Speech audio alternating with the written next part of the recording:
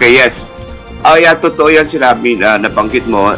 The DBM has already approved and released the 20 billion pesos to the Department of Energy from the what we call the Malampaya Gas Fund under sa kanilang special account in the General Fund.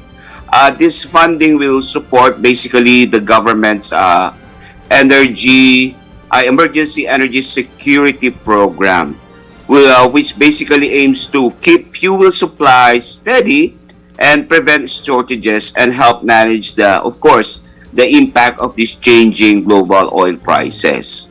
So this will also fund the strategic procurement of fuel products, including yung ating diesel, gasoline, and LPG to boost national fuel inventory and even stabilize pump prices and ensure na we have the uninterrupted operations across transport, logistics, agriculture, emergency response, and other critical sectors.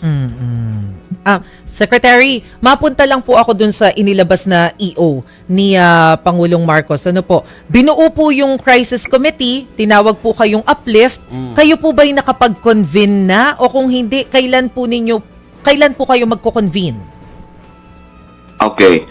Actually naman, not necessary to convene, but may kanya-kanyang hindi pa as a whole, hindi pa siya na-convene.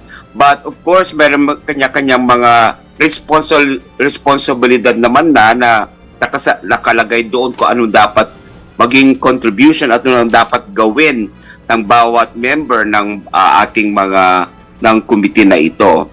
So, basically, the DBM plays a dual role here that is supporting the whole of government coordination while ensuring fiscal discipline by identifying, of course, yung funding sources to enable us the timely release. Gaya nito, na-release na namin yung 20 billion. Yes. And aligning all interventions within, of course, the General Appropriations Act and accordingly following what is our budgeting, accounting, rules and regulation.